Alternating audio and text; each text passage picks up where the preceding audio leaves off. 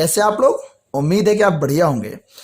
बच्चों मैं ये जो वीडियो बना रहा हूं सिर्फ एक क्वेश्चन का है, फंड बेस्ड अकाउंटिंग का एक क्वेश्चन है। फंड बेस्ड अकाउंटिंग का फंड बेस्ड अकाउंट जो है मैंने आपको बताया था, ठीक है, उसके सारे क्वेश्चन भी सॉल्व करवाए थे। लेकिन किसी बच्चे ने एक क्वेश्चन पूछा, जैसा मैंने आपसे कहा था कि अगर आप कमेंट करते हैं तो मैं आपको जवाब जरूर दूंगा, और उस बच्चे ने कमेंट किया और एक क्वेश्चन पूछा है।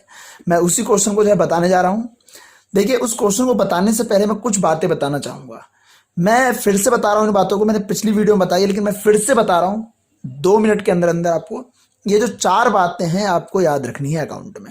ये जो 4 बातें हैं ये कभी भी कहीं भी किसी भी रूप में यूज़ किया जा सकता है, तो आपको ये याद रखनी ही पड़ेगी, ठीक है।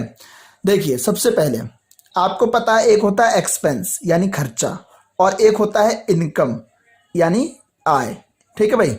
एक्सपेंस 2 प्रकार के होते हैं। कौन कौन से एक्सपेंस? एक होता है प्रीपेड एक्सपेंस, आपको पता है। दूसरा होता है, एक तो हो गया प्रीपेड एक्सपेंस, प्रीपेड एक्सपेंस क्या होता है, और दूसरा होता है आउटस्टैंडिंग एक्सपेंस, ठीक है। आउटस्टैंडिंग एक्सपेंस, प्रीपेड एक्सपेंस होता है जो हम एडवांस में पेमेंट कर देते हैं। क्या करते हैं? एडवांस में पेमेंट करते हैं। अब भाई, किसी व्यक्ति को यदि मैंने एडवांस में पेमेंट दे दिया, एडवांस समझते हैं ना आप क्या होता है, कि जैसे मैंने वो अभी उसका यूज़ नहीं किया है, जैसे मान लो सिम है मेरे पास एयरटेल की, और मुझे नेट चलाना है, मेरा नेट पैक खत्म हो गया, मैंने रिचार्ज करवा लिया 399 रुपये का। अब जो 399 रुपये का रिचार्ज करवाया है, मैंने इसको अभी यूज़ नहीं किया है, मैंने ये एडवांस में पेमेंट कर दिया है पहले, उसके बाद मैं यूज़ करूँगा। तो ये जो प्रीपेड एक्सपेंस है, ये हमेशा आप याद रखो कि अगर कहीं भी किसी भी रूप में अगर इसका एडजस्टमेंट आता है तो ये असेट साइड भी लिखा जाएगा। जहां पे एडजस्ट होगा वहां तो एडजस्ट होगा ही होगा, उसके साथ ही एसेट साइड में जरूर 100% लिखना ही लिखना है, क्योंकि ये प्रीपेड एक्सपेंस क्या होता है? असेट्स होता है, संपत्ति। संपत्ति क्यों है? क्योंकि भाई मैंने पहले पेमेंट कर दी है, अब मैं उसका यूज करूंगा तो मेरे लिए एक संपत्ति होगी एक प्रकार की।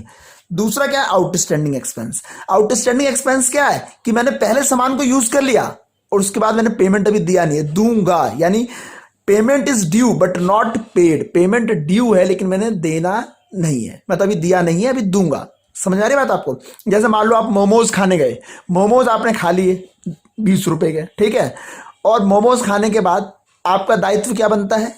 क्या बनता है कि आपको पेमेंट देनी है। आपने भाई यूज तो कर लिया सामान, लेकिन पेमेंट भी ड्यू हो गया आपके ऊपर, लेकिन आपने पेमेंट अभी दी नहीं है। जब तक आप पेमेंट नहीं दे देते हैं वो आउटस्टैंडिंग मानी जाएगी। पेमेंट दे देंगे, खत्म। अब ये आउटस्टैंडिंग क्या है? लाइबिलिटी है, आपका दायित्व है। आउटस्टैंडिंग का जहां पर भी एडजस्टमेंट आ जाए, आपको याद रखना है कि एडजस्ट जहां होगा वहां तो होगा ही होगा, साथ में लाइबिलिटी में लिखना है, ठीक है। दूसरा, इनकम 2 प्रकार के होते हैं। कौन कौन से इनकम? एक होता है एक्यूड इनकम और दूसरा होता है income receive in advance. Income receive in advance, और इसको कहते हैं अनअर्न्ड इनकम। अनअर्न्ड इनकम यानी ना कमाया हुआ पैसा। तो पहले इसको समझा देता हूं मैं। इनकम रिसीव इन एडवांस मतलब भैया मैंने काम करने से पहले मैंने आपसे पैसा ले लिया, काम नहीं किया मैंने कहा कि भैया मुझे पहले 5,000 रुपये आप एडवांस दो, उसके बाद काम शुरू करूंगा। जब मैंने काम करने से पहले ही पैसा ले लिया तो मेरे लिए क्या बन गया? एक लाइबिलिटी क्रिएट हो गई ना मेरे लिए, एक दायित्व क्रिएट हो गया ना मेरे लिए कि भैया मैंने अगर पैसा ले लिया तो मुझे काम करना ही पड़ेगा, एक लाइबिलिटी क्रिएट हो गई। तो इनकम रिसीव इन एडवांस या अर्न्ड इनकम जहां पर भी आ जाए एडजस्टमेंट में, तो हमेशा लाइबिलिटीज में आपको शो करना ही करना है, ठीक है। एडजस्ट जहां होगा वहां तो एडजस्ट कर दो, उसके बाद लाइबिलिटीज में इसको शो करना ही करना है, क्योंकि आपने एडवांस पेमेंट लिया है। अब आपका दायित्व है कि आप काम करोगे। दूसरा क्या? Accrued income. अब यहां पे आप भले आदमी हो, आपने पहले काम कर दिया, काम करने के बाद कह रहे हो कि बाबूजी पैसे दे दो, यानी आपने काम कर दिया, पैसे आपको चाहिए, तो जो पैसा आपको चाहिए वो आपके असेट्स होगा ना, संपत्ति, क्योंकि भैया आपने काम किया तो पैसे लोगे ना। तो ये एक्यूड इनकम जहां पर भी आ जाए, इसको आप बैलेंस शीट में असेट साइड शो करोगे। तो देखो, प्रीपेड और एक्यूड ये हमेशा असेट्स में शो होते हैं, आउटस्टैंडिंग और इनकम रिसीव एडवांस ये हमेशा लाइबिलिटीज में शो होते हैं। आप कभी भी कोई से भी क्वेश्चन में अगर ये एडजस्टमेंट आता है तो आपको ये करना ही करना है। एडजस्टमेंट जहां करना है उसको एडजस्ट कर दो, उसके बाद भैया ये जो चीज लाइबिलिटी में दिखानी लाइबिलिटीज में दिखानी ही पड़ेगी, जो चीज असेट्स में दिखानी वो चीज आपको असेट्स में दिखानी ही पड़ेगी, इसमें आप कुछ नहीं कर सकते। अब ये जो क्वेश्चन आया है बच्चे का, ये भी क्वेश्चन इसी तरीके का है, वो कंफ्यूज है। कंफ्यूजन किस बात को लेकर? देखो, इस क्वेश्चन को पहले पढ़ लेते हैं। लिखा हुआ how the following items for the year ended 31 March 2018 will be presented in the financial year.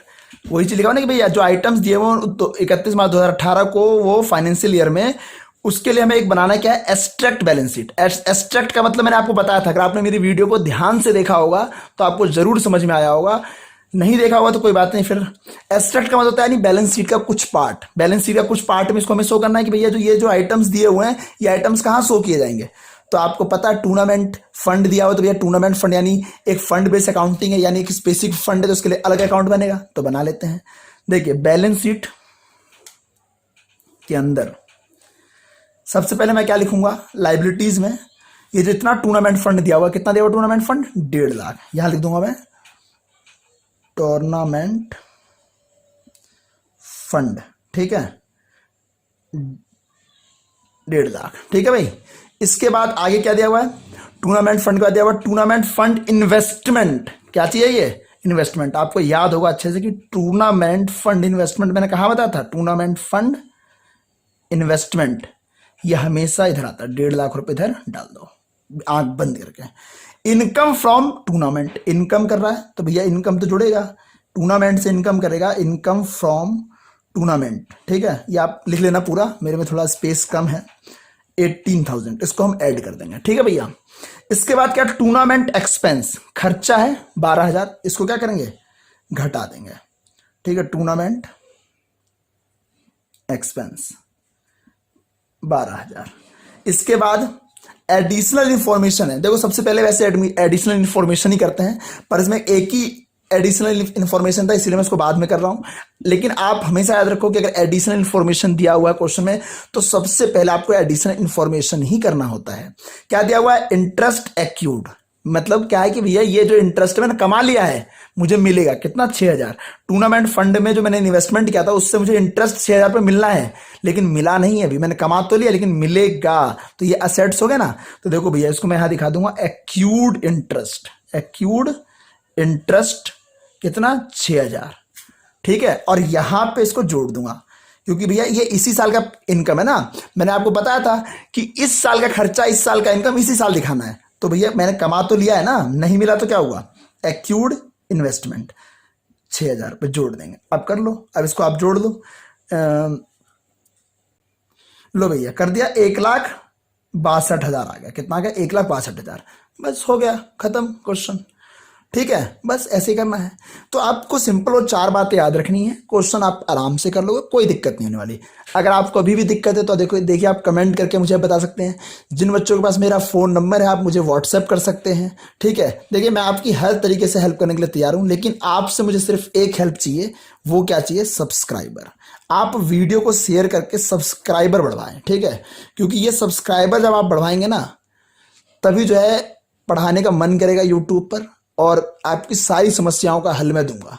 मैं आपको गारंटी देता हूं कि जो यूट्यूबर्स पैसे लेके और आपको कंटेंट बेचते हैं वो काम नहीं करने वाला हूं मैं, आपको फ्री ऑफ कॉस्ट कंटेंट दूंगा। अगर भविष्य में मुझे बेचना पड़ा तो अलग बात है, लेकिन फिलहाल आप जो 12th क्लास में बच्चे हैं या 11th में जो भी क्लास में आप बच्चे हैं फ्री में मिलना है।